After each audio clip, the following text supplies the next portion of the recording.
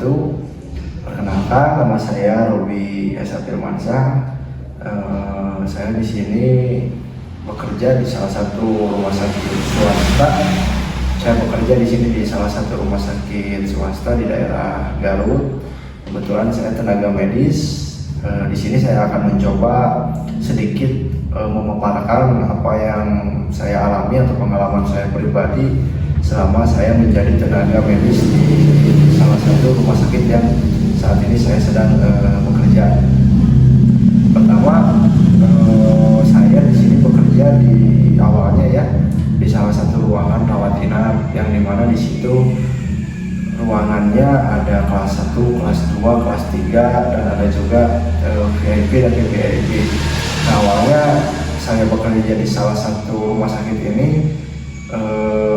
jadi ada ketertarikan untuk bekerja sama, di mana saya yang awalnya bekerja di daerah Bandung dan dekat dengan rumah di sini membuka lowongan. Kebetulan saya di sini perawat spesialis untuk pasien-pasien yang menderita gagal ginjal atau yang harus mendapatkan terapi cuci darah, di mana terapi cuci darah ini bisa dilakukan dengan 3 cara. Yang pertama ada HD atau hemodialisa, yang kedua ada CAPD, yang ketiga ada transplantasi ginjal, yang dimana di Indonesia sangat jarang ya, karena ada beberapa alasan kenapa tidak dilakukan, berbagai resiko juga, yaitu adapun si orang tersebut yang harusnya diganti ginjal dengan yang lebih bagus, tetapi pada dasarnya berharapan bahwa berjalan dengan lancar dengan baik,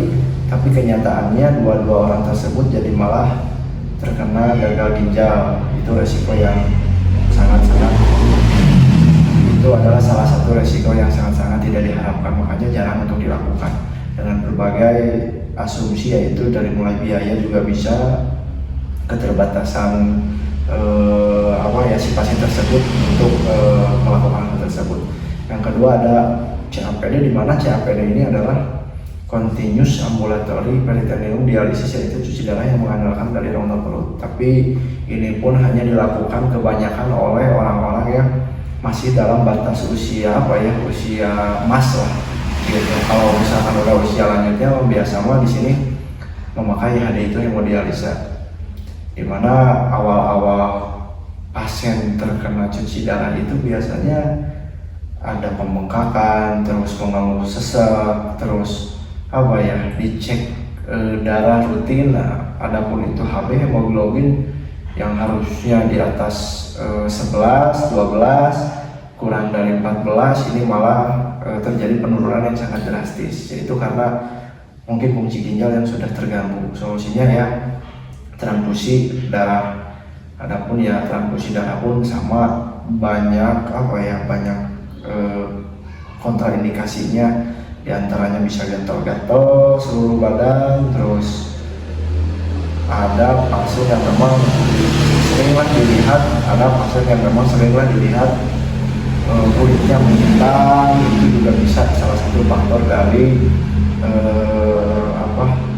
transfusi darah itu sendiri, yaitu apalagi sekarang kebanyakan orang dengan biaya hidup memproduksi alkoholik. Terus yang ketiga jarang minum air putih, yang kedua, terus yang ketiga ada juga yang keseringan, di mana kalau makan atau kerja terus minumnya itu minuman air suplemen yang berasa atau bersoda. Itu sebenarnya harus diminimalisir, bahkan tidak boleh kalau bisa.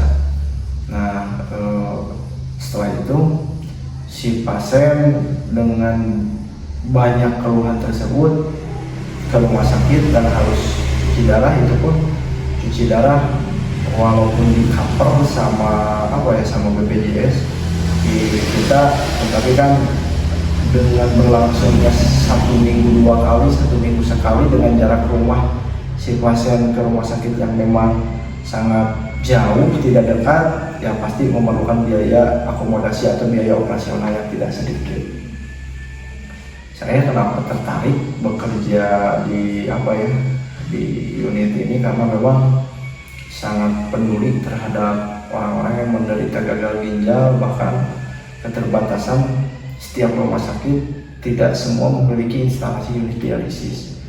Itu pun ya karena memang suatu alat yang memang dibeli harus harga dengan yang tidak murah. Ya, karena itulah setiap rumah sakit apalagi di daerah saya bisa terhitung yang ada bisa melayani unit dialisis tersebut. Makanya saran dari saya sendiri, kalau misalkan gaya hidup kita, kalau misalkan gaya hidup kita sesuai dengan apa yang dianjurkan, dengan minum air putih minimal 8 gelas satu hari, maka ginjal kita akan terawat dan bisa menghindari apa yang dinamakan itu gagal ginjal.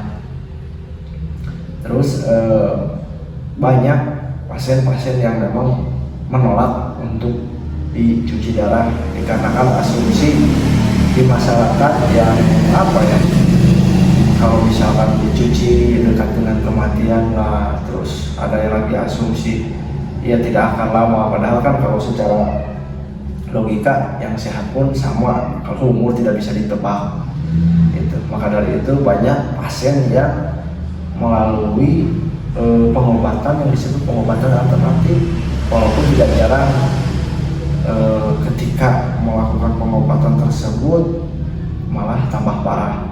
Terus ketika sudah parah barulah mau dibawa ke rumah sakit.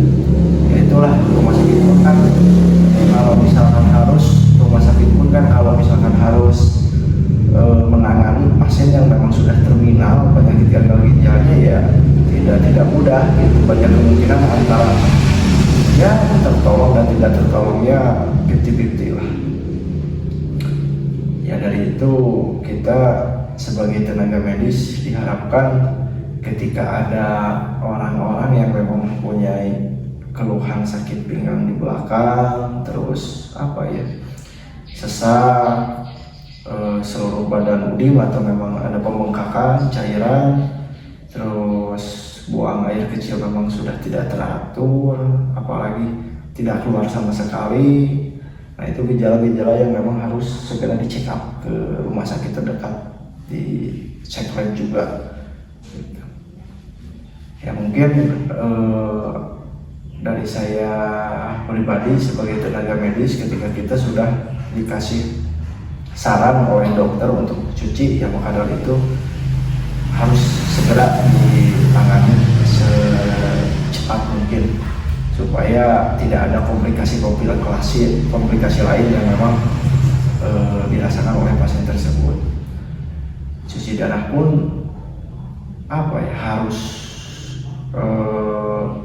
dilakukan dengan memasang alat di tubuh kita yang dinamakan alat yang di leher itu CDL.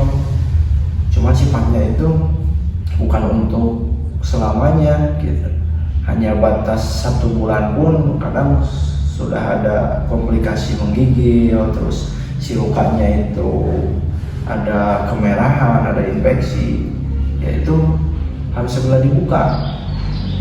Apa langkah selanjutnya supaya bisa dipasang alat untuk memediasi cuci darah itu supaya bisa dipakai untuk selamanya, yaitu ampesan dipasang di tangan yang tidak dominan itu supaya tidak mengganggu aktivitas. Ampesan itu sama dipasang alat juga, cuman itu untuk selamanya si pasien tersebut saat dicuci darah. Nah hal itu pun tetap ketika kita dioperasi dipasang, tidak begitu besoknya langsung bisa dipakai. Kenapa? Karena harus nunggu matang dulu lah gitu. Kurang lebih sekitar 1 bulan, ketika sudah ada desiran di alat yang sudah dipasang baru bisa dipakai gitu. Mungkin dari saya dicukupkan sekian. Kedepannya saya akan mencoba lebih mendetail lagi untuk membahas tentang kesehatan khususnya di gagal ginjal ini. Sekian, terima kasih. Semoga kita diberikan kesehatan yang terus menerus dan diberikan rezeki yang berlimpah. Amin. Assalamualaikum warahmatullahi wabarakatuh.